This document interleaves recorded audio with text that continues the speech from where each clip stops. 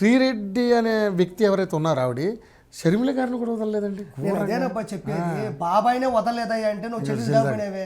బాబాయ్ గొడ్డల పోటుకే పోయింది. బాబాయ్ గొడ్డల పోటుకు పోతేనే దిక్కు దిశానం లేదు. ఇక్కడ చెల్లిని పట్టుకుని ఏమన్నా మామూలు బూతులా? శ్రీరెడ్డి 3 పేపర్లు పట్టుకో ఉంటుంది.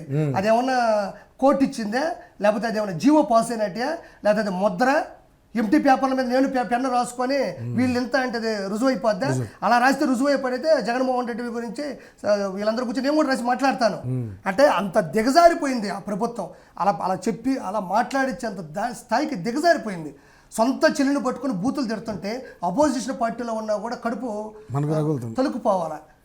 నువ్వు దిట్టు అనే స్థాయికి దిగజారిపోతే, అంటే నువ్వు తిడితే అవతల మాట్లాడకపోతే అది మన గెలుపు అనేది రాజ్యాంగంలో వాళ్ళు రాయించుకున్నారు. అదే వాళ్ళకి ఈరోజు శాపం అయిపోయింది, శాసనం అయిపోయింది.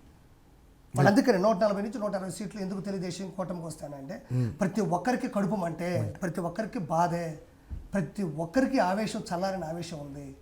సో అతను పంపించేయాలి. అతనితో పాటు ఉన్న ఎవరైతే ఉన్నారో రోజా కావచ్చు, పేర్నాని కావచ్చు, కొడాలని కావచ్చు, వల్లభనేని వంశీ కావచ్చు, విడదల రజనీ కావచ్చు, ఎవరైతే అనిల్ కుమార్ యాదవ్ కావచ్చు, వాళ్ళకు ఉంటారు చూసావా గొట్టంగాళ్ళు, వాళ్ళందరినీ మాఫీ అయిపోతారు. మొత్తం ఒకటి రబ్బర్ తీసుకుని కొట్టేస్తారు. మొత్తం పెన్సిల్ రాతలేవి కొట్టేస్తారు. ఎవరెవరు జైలుకి వెళ్తారో వాళ్ళు వెళ్తారు, ఎవరెవరు భయపడతారో వాళ్ళు వెళ్తారు. మిగతా వాళ్ళు వెళ్ళి ఎక్కడైతే ఆస్తులు సంపాదించుకున్నారో ఆడికెళ్ళి దాక్కుంటారు. ఇంకా ఇక్కడ బీఆర్ఎస్ ప్రభుత్వం పరిస్థితి ఎట్లానో అక్కడ ఈయన అంటారు కదా, బీఆర్ఎస్ వాళ్ళు అక్కడ గెలుస్తాడు. ఇద్దరు ఆలోచనలు ఒకటే. లేకపోతే అతను సమర్థించేది ఏంటి? బీఆర్ఎస్ ప్రభుత్వం అన్ని ఇబ్బందులు అక్కడ జరుగుతుంటే నీకేం పని ఇక్కడ? బీఆర్ఎస్ వాళ్ళకి ఏం పని?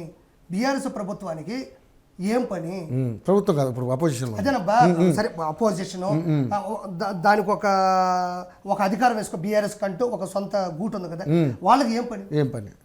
నీకేం పని ఇక్కడ? నువ్వేదో చక్కదిద్దుకో, నీకే దిక్కు దిశానం లేదు ఇక్కడ. నువ్వు చక్కదిద్దుకో, నువ్వు బాగుండు.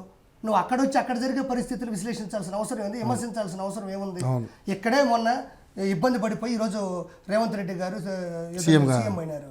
అక్కడ జగన్మోహన్ రెడ్డి చేసే బాధలు ఆయనకు ఉన్నాయి. అది వేరే రాష్ట్రం, ఆయన పడే బాధలు ఆయన పడుతున్నాడు. జరిగేటి జరుగుతాయి. ఆయన గెలవాలి నువ్వు కోరుకుంటున్నావు అంటే మేము నాశనం అయిపోయి కదా. ఎలా కోరుకుంటారు మీరు? మేము ఇబ్బంది పడుతున్నా. విశ్లేషించు, ఎతుకు, అప్పుడు విమర్శించు. చంద్రబాబు నాయుడు మీ కోపం ఆ విధంగా పాపం నీకు ఎందుకబ్బా? రెండు గవర్నమెంట్లు వేరు, 2 రాష్ట్రాలు వేరు. ఇప్పుడు మనం సపరేట్ అయిపోయాం. ఎవరు రాజధాని వారు చూసుకుంటున్నారు. నువ్వు వెనకేసుకొని రావడంలో ఏమొస్తారు?